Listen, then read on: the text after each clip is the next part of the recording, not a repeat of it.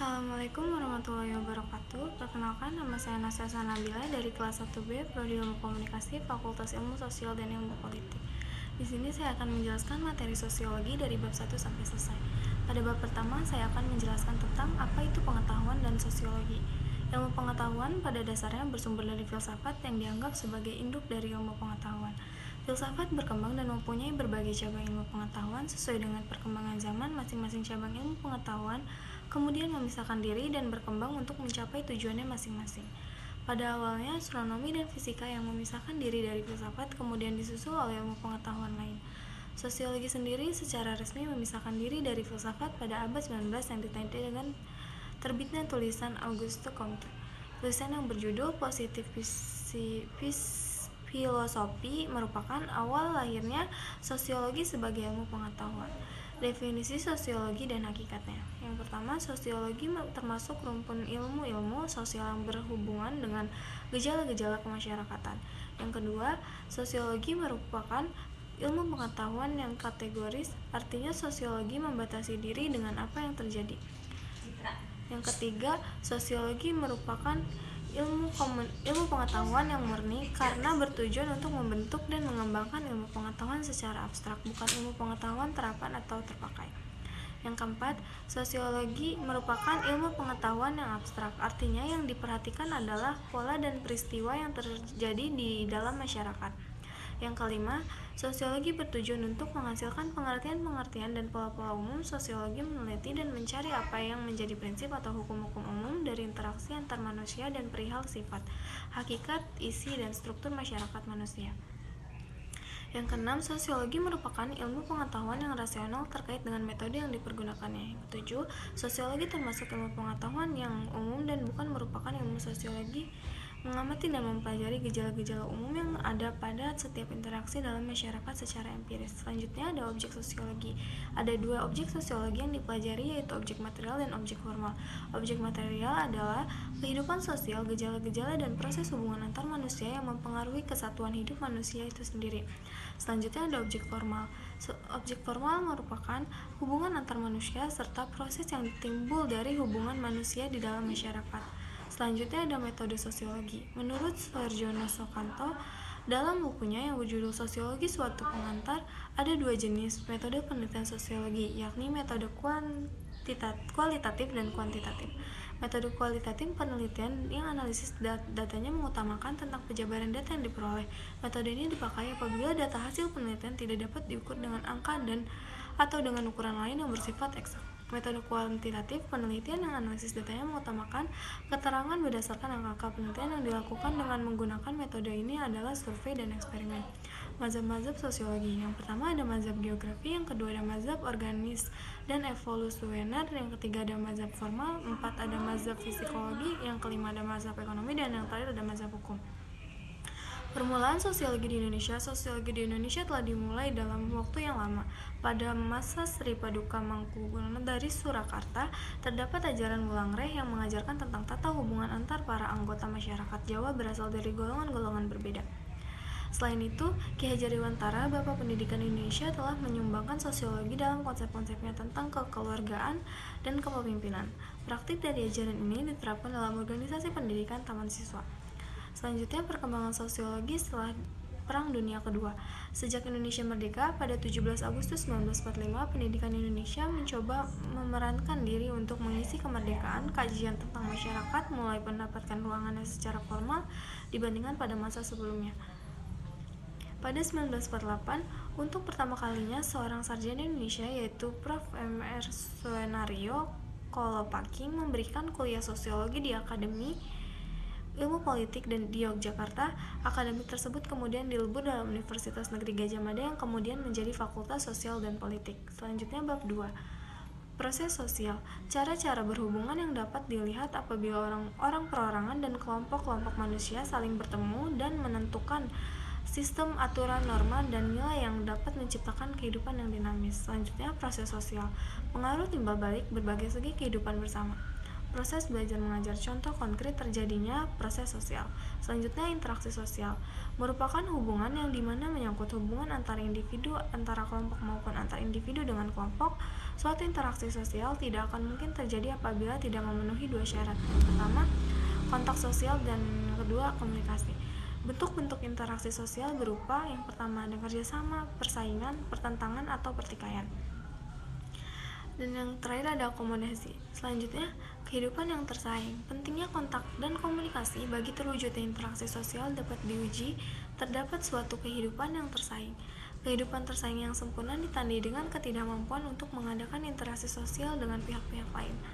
Tersaingnya seseorang dapat pula disebabkan oleh karena cacat pada salah satu inderanya. Terasingnya seorang mungkin juga disebabkan karena pengaruh perbedaan ras atau kebudayaan yang kemudian menimbulkan prasangka-prasangka. Ciri-ciri interaksi sosial. Menurut sosiologi Charles Pellomis, satu jumlah pelaku lebih dari seorang bahkan lebih. Yang kedua, adanya komunikasi di antara para pelaku dengan menggunakan simbol-simbol. Yang ketiga, adanya tujuan-tujuan tertentu terlepas dari atau tidak sama dengan yang diperkirakan oleh para pengamat. Dan selanjutnya ada proses sosial. Yang pertama ada proses yang asosiatif, itu ada akomodasi, asimilasi, dan akulturasi. Yang kedua ada proses yang disosiatif, ada kerjasama dan persaingan. Selanjutnya bab 3, kelompok-kelompok sosial dan kehidupan masyarakat. Pendekatan sosiologi terhadap kelompok-kelompok sosial. Manusia pada dasarnya adalah makhluk sosial, tidak bisa hidup tanpa orang lain. Kelompok sosial adalah himpunan atau kesatuan manusia yang hidup bersama karena adanya hubungan di antara mereka. Ketika berinteraksi dengan orang lain, terjadilah saling tukar-menukar pengalaman yang kemudian akan mempengaruhi pembentukan kepribadian orang-orang yang bersangkutan. Manusia makhluk yang terdiri dari aspek jasmania dan rohania.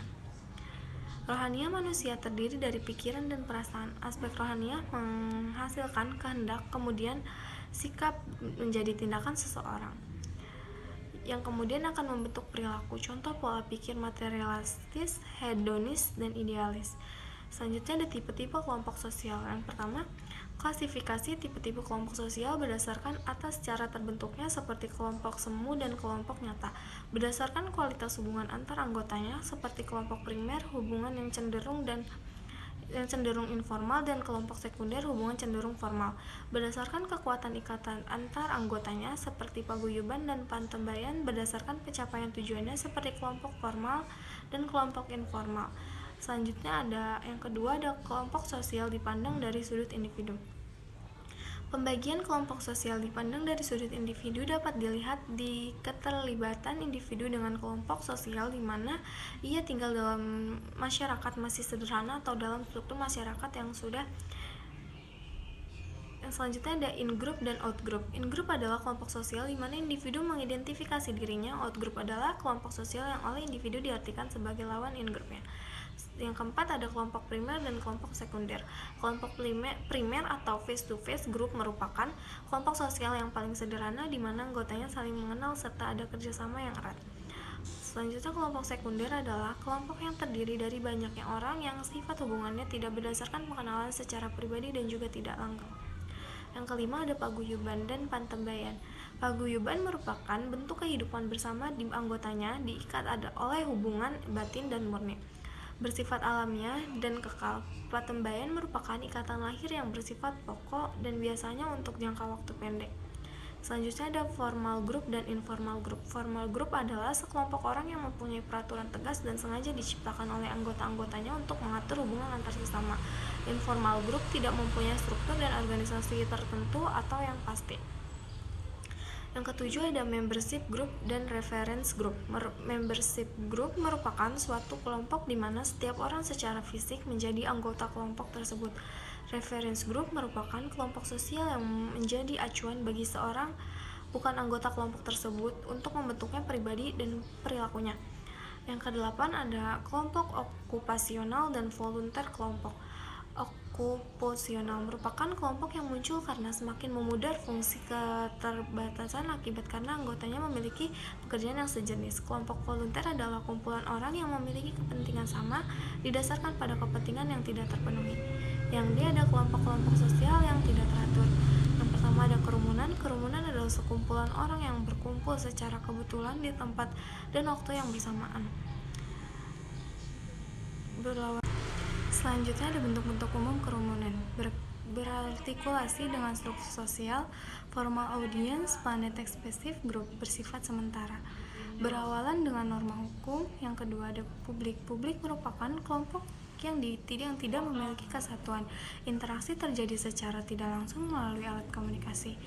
Yang E ada masyarakat pedesaan dan masyarakat perkotaan. Masyarakat setempat adalah masyarakat yang bertempat tinggal di wilayah geografis dengan batas-batas tertentu, dengan faktor utamanya adalah interaksi yang lebih benar di antara anggotanya dibanding dengan interaksi penduduk di luar batasnya. Unsur-unsur perasaan community. Yang A ada perasaan, yang B ada penanggungan, C saling memerlukan. Selanjutnya ada tipe-tipe masyarakat setempat, diklarifikasikan dengan 4 kriteria yang saling berpautan, yaitu jumlah penduduk. Yang kedua ada luas, kekayaan, dan kependapatan penduduk daerah pedalaman. Yang ketiga berdasarkan fungsi-fungsi khusus masyarakat itu sendiri. Yang keempat ada organisasi masyarakat setempat yang bersangkutan. Masyarakat pedesaan dan masyarakat perkotaan. Masyarakat pedesaan sekumpulan orang yang hidup bersosialisasi di daerah pedesaan. Ciri masyarakat pedesaan yaitu lebih longgar, homogen, pola hidup sederhana, tergantung pada alam, hubungan antar warganya lebih mendalam. Masyarakat perkotaan sekumpulan orang yang hidup dan bersosialisasi di daerah yang mungkin bisa dikatakan lebih maju dan lebih modern, serta mudah dan mendapatkan suatu hal yang dicita-citakan. Ciri-ciri masyarakat perkotaan antara lain jumlah penduduknya tidak tentu. Yang F ada kelompok-kelompok kecil atau small group. Small group adalah suatu kelompok yang secara teoritis terdiri dari paling sedikit 2 orang, di mana orang-orang saling berhubungan untuk memenuhi tujuan-tujuan tertentu dan menganggap hubungan itu sendiri penting baginya. Selanjutnya ada dinamika kelompok sosial. Dinamika kelompok sosial, setiap kelompok sosial pasti mengalami perkembangan serta perubahan. Perubahan dalam setiap kelompok sosial ada yang mengalami perubahan secara lambat, namun ada pula yang mengalami perubahan secara cepat. Adapun faktor-faktor dinamika kelompok sosial, yaitu konflik individu atau sebagai akibat adanya ketidakseimbangan. Yang kedua adanya perbedaan kepentingan sehingga menimbulkan ketidakadilan atau ketidakseimbangan pada anggota kelompok. Yang ketiga adanya perbedaan paham dari tiap anggota kelompok dalam upaya memenuhi tujuan kelompok. Yang selanjutnya ada faktor eksternal, merupakan situasi atau keadaan di mana kelompok tersebut hidup. Situasi ini bisa berupa ancaman dari luar sehingga menimbulkan perubahan. Yang kedua ada pergantian anggota kelompok akan mempengaruhi perubahan kelompok. Yang ketiga ada perubahan situasi ekonomi kelompok. Yang keempat ada perubahan situasi politik. Selanjutnya bab 4 yaitu kebudayaan dan kemasyarakatan.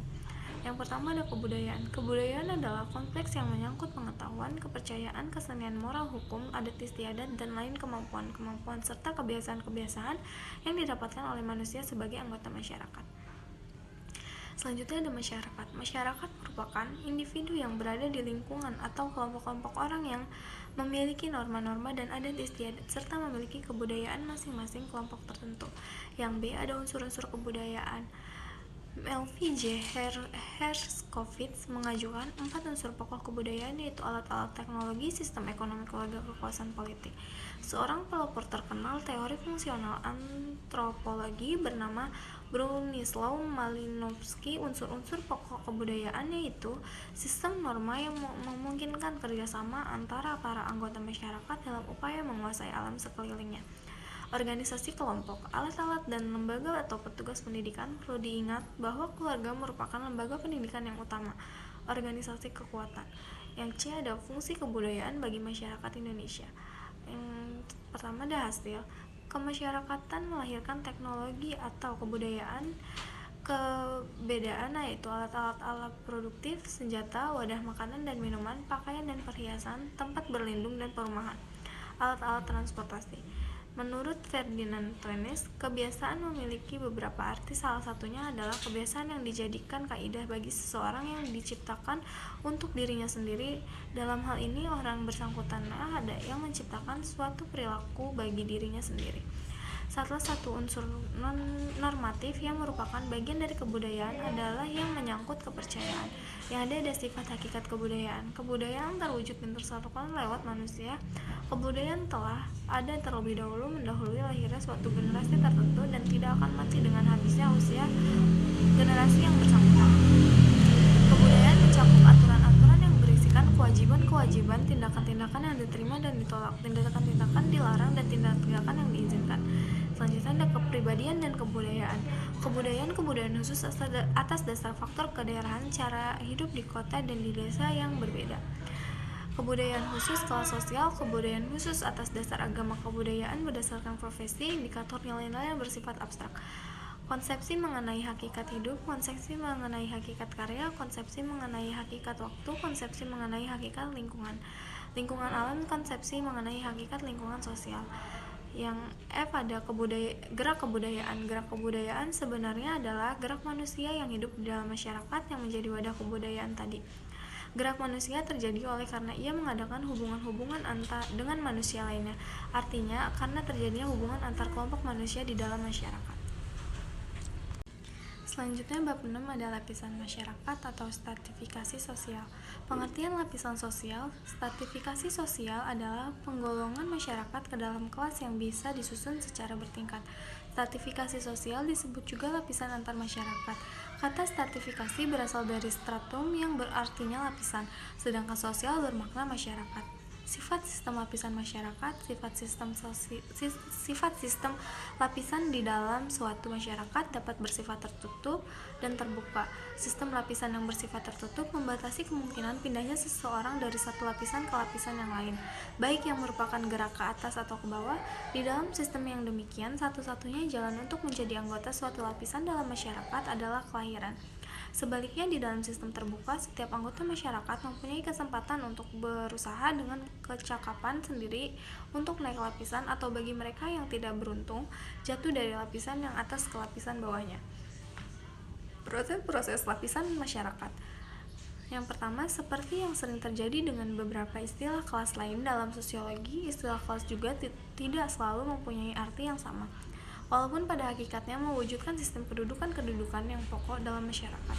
Penjumlahan kelas-kelas dalam masyarakat disebut kelas sistem, artinya semua orang keluarga yang sadar yang akan kedudukan mereka itu diketahui dan diakui oleh masyarakat umum. Sistem lapisan mungkin berpokok pada sistem pertentangan dalam masyarakat. Sistem demikian hanya mempunyai arti yang khusus bagi masyarakat-masyarakat tertentu yang menjadi objek penyelidikan.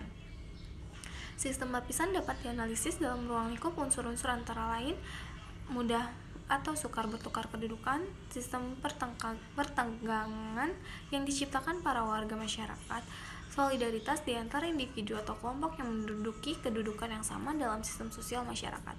Stratifikasi sosial memiliki dasar-dasar yang terbentuk dari status kekayaan, pendidikan, kekuasaan, dan kehormatan. Kelompok masyarakat lebih menghargai yang memiliki kekayaan yang berlimpah dibandingkan kelompok masyarakat yang lain. Unsur-unsur lapisan masyarakat. Yang pertama ada kedudukan status. Kedudukan diartikan sebagai tempat atas posisi seseorang dalam suatu kelompok sosial. Kedudukan sosial artinya adalah tempat seseorang secara umum dalam masyarakat sehubungan dengan orang lain dalam arti lingkungan pergaulannya, prestisenya, dan hak-hak serta kewajiban-kewajibannya. Yang kedua ada peranan. Peranan merupakan aspek dinamis kedudukan atau status apabila seseorang melaksanakan hak dan kewajiban sesuai dengan kedudukannya. Dia menjalankan suatu peranan. Perbedaan antara kedudukan dengan peranan adalah untuk kepentingan ilmu pengetahuan. Selanjutnya ada mobilitas sosial atau social mobility. Yang pertama, pengertian umum dan jelas gerak sosial. Gerak sosial atau social mobility adalah suatu gerak dalam struktur sosial yang pola-pola tertentu yang mengatur organisasi suatu kelompok sosial. Tipe-tipe gerak sosial yang prinsipil dan dua macam, yaitu gerak sosial dan horizontal atau vertikal. Tujuan penelitian gerak sosial. Para sosiolog meneliti gerak sosial untuk mendapatkan keterangan-keterangan perihal keteraturan dan keluasan struktur sosial. Para sosiolog mempunyai perhatian yang khusus terhadap kesulitan-kesulitan yang secara relatif dialami oleh individu-individu dan kelompok-kelompok sosial dalam mendapatkan kedudukan yang terpandang oleh masyarakat yang merupakan objek dari suatu persaingan. Beberapa prinsip umum gerak sosial yang vertikal. Prinsip-prinsip umum yang sangat penting bagi gerak sosial vertikal sebagai berikut. Yang A, hampir tak ada masyarakat yang sifat sistem lapisannya mutlak tertutup, di mana sama sekali tak ada gerakan sosial vertikal. Yang B, betapapun terbukanya sistem lapisan dalam suatu masyarakat, tak mungkin gerak sosial yang vertikal dilakukan sebebas-bebasnya. Laju gerak sosial vertikal yang disebabkan oleh faktor-faktor ekonomi, politik, serta pekerjaan berbeda. Yang E, berdasarkan bahan-bahan sejarah, khususnya dalam gerak sosial vertikal yang disebabkan faktor-faktor ekonomis, politik, dan pekerjaannya, tak ada kecenderungan yang kontinu perihal bertambah atau berkurangnya laju gerak sosial. Yang keempat, ada saluran gerak sosial vertikal.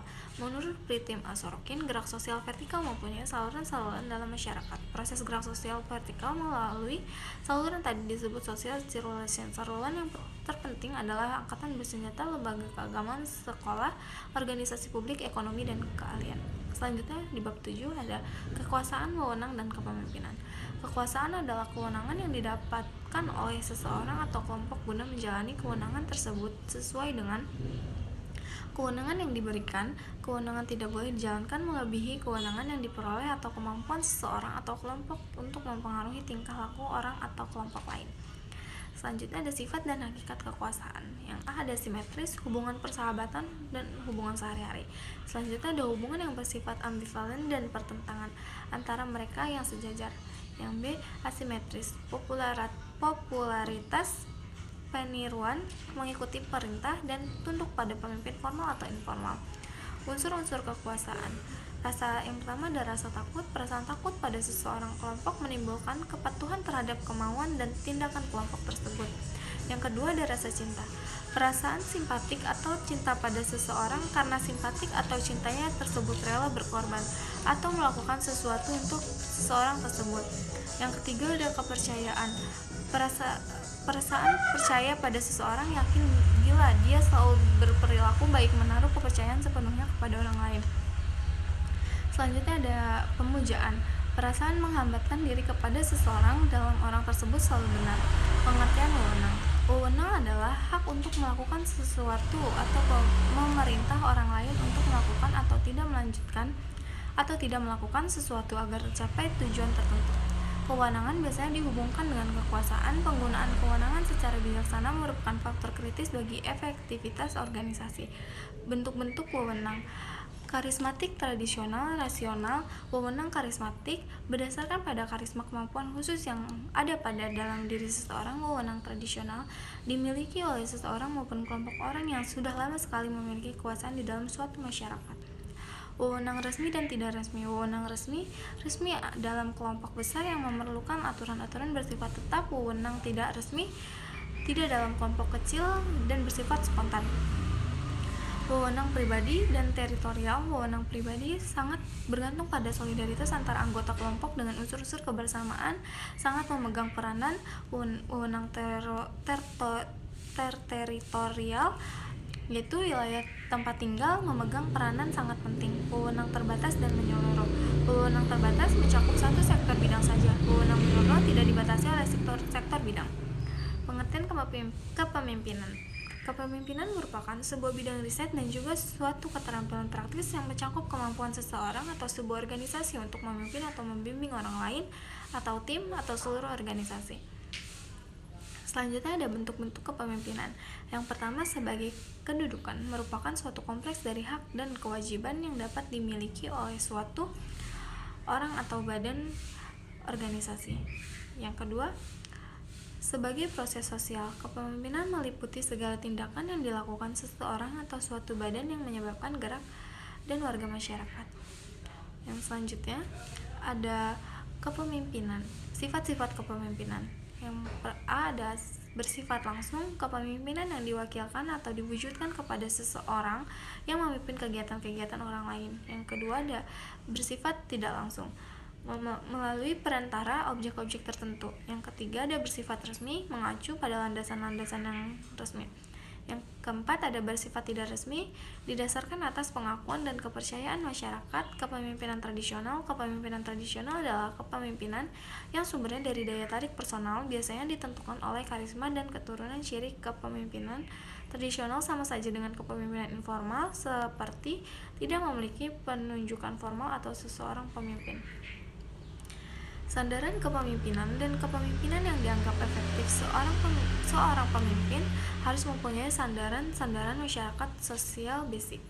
Selanjutnya ada bab 8, yaitu perubahan sosial dan kebudayaan.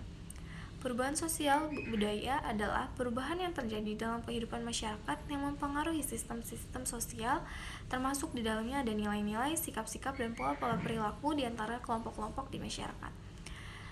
Selanjutnya itu teori perubahan sosial dan kebudayaan. Teori linier atau perkembangan menyebabkan bahwa perubahan yang terjadi di rakyat berujung atau menuju satu titik yang sama. Teori gerakan sosial meyakini bahwa suatu perubahan yang terjadi akan selalu melalui jalan yang berliku dan membutuhkan proses yang panjang. Yang selanjutnya ada teori modernisasi, mengungkapkan bahwa perubahan yang terjadi di suatu negara berkembang akan mencontoh negara industri atau negara lain yang lebih maju. Selanjutnya ada teori konflik. Teori ini menyatakan bahwa perubahan sosial merupakan akibat asal adanya konflik antar kelompok atau golongan tertentu yang lalu diterima oleh warga. Hubungan perubahan sosial dan kebudayaan. Terjadinya perubahan sosial dipengaruhi dengan adanya perubahan budaya yang berupa alkulturasi dan asimilasi. Alkulturasi yaitu percampuran budaya yang menghasilkan budaya baru namun kebudayaan asli masih terjaga. Asimilasi yaitu percampuran budaya sehingga menghasilkan budaya yang baru namun lambat kebudayaan aslinya menghilang. Selanjutnya ada bentuk perubahan sosial dan kebudayaan. Perubahan lambat yaitu perubahan yang memerlukan waktu lama dan rentan. Perubahan kecil yang saling mengikuti yang lambat dinamakan evolusi. Pada perubahan lambat atau evolusi terjadi dengan sendirinya tanpa rencana atau kehendak tertentu. Perubahan tersebut terjadi karena usaha-usaha masyarakat untuk menyesuaikan diri dengan keperluan, keadaan, kondisi yang timbul sejalan dengan pertumbuhan masyarakat. Selanjutnya ada perubahan cepat, yaitu menyangkut dasar-dasar atau sendi-sendi pokok kehidupan masyarakat, yaitu lembaga-lembaga kemasyarakatan dinamakan revolusi. Di dalam revolusi, perubahan-perubahan yang terjadi dapat direncanakan terlebih dahulu serta memerlukan waktu yang cepat. Perubahan kecil dan besar. Perubahan kecil merupakan perubahan yang terjadi pada unsur-unsur struktur sosial yang tidak membawa pengaruh bagi masyarakat. Perubahan besar merupakan perubahan yang membawa perubahan besar pada masyarakat. Selanjutnya ada faktor-faktor yang mempengaruhi jalannya proses perubahan. Yang pertama ada kontak dengan kebudayaan lain. Yang kedua ada sistem pendidikan formal yang maju. Yang ketiga ada sikap menghargai hasil karya seseorang dan keinginan untuk maju. Yang keempat ada toleransi terhadap perbuatan yang menyimpang. Yang kelima ada sistem terbuka lapisan masyarakat. Yang keenam ada penduduk yang heterogen. Yang ketujuh ada ketidakpuasan masyarakat terhadap bidang-bidang kehidupan tertentu. Yang kedelapan ada orientasi ke masa depan. Dan yang kesembilan ada nilai bahwa manusia harus senantiasa berikhtiar untuk memperbaiki hidupnya. Selanjutnya ada faktor-faktor yang menghalangi terjadinya perubahan. Yang pertama ada kurangnya hubungan dengan masyarakat lain. Yang kedua ada perkembangan ilmu pengetahuan yang terlambat. Yang ketiga ada sikap masyarakat yang sangat tradisional. Yang keempat ada kepentingan yang telah tertanam dengan kuat atau vested interest. Yang kelima ada rasa takut akan terjadinya kegoyahan pada integrasi kebudayaan. Yang keenam ada prasangka terhadap hal baru atau asing atau sikap yang tertutup. Yang ketujuh ada hambatan-hambatan yang bersifat ideologis. Yang kedelapan adat atau kebiasaan. Yang kesembilan nilai bahwa hidup ini pada hakikatnya buruk dan tidak mungkin diperbaiki. Selanjutnya ada proses-proses perubahan sosial dan kebudayaan. Penyesuaian masyarakat terhadap perubahan merupakan keserasian atau harmonis sebagai suatu keadaan di mana lembaga-lembaga kemasyarakatan yang pokok benar-benar berfungsi dan saling mengisi. Saluran-saluran perubahan sosial dan kebudayaan merupakan saluran yang dilalui oleh suatu proses perubahan. Saluran tersebut yaitu lembaga-lembaga kemasyarakatan dalam bidang pemerintahan, ekonomi, pendidikan, agama, dan rekreasi. Selanjutnya ada disorganisasi dan reorganisasi. Organisasi merupakan artikulasi dari bagian-bagian yang merupakan satu kesatuan fungsional. Tubuh manusia misalnya terdiri dari bagian-bagian yang masing-masing mempunyai fungsi dalam rangka hidupnya seluruh tubuh manusia sebagai suatu kesatuan. Yang selanjutnya ada cultural lag, merupakan ketidakserasian dalam perubahan-perubahan unsur masyarakat atau kebudayaan. Selanjutnya ada modernisasi, merupakan suatu proses perubahan yang menuju pada tipe sistem sosial, ekonomi, dan politik yang berkembang di Eropa Barat dan Amerika Utara pada abad 17-19. Syarat-syarat modernisasi. Yang pertama, ada cara berpikir yang ilmiah. Yang kedua, ada sistem administrasi negara yang baik. Yang ketiga, adanya sistem pengumpulan data yang baik dan teratur. Yang keempat, adanya penciptaan iklim yang favorable dan masyarakat. Yang kelima, tingkat organisasi yang tinggi. Dan yang keenam, ada sentralisasi wewenang dalam pelaksanaan social planning. Cukup sekian penjelasan materi sosiologi dari bab 1 sampai selesai dari saya. Kurang lebih mohon maaf. Wassalamualaikum warahmatullahi wabarakatuh.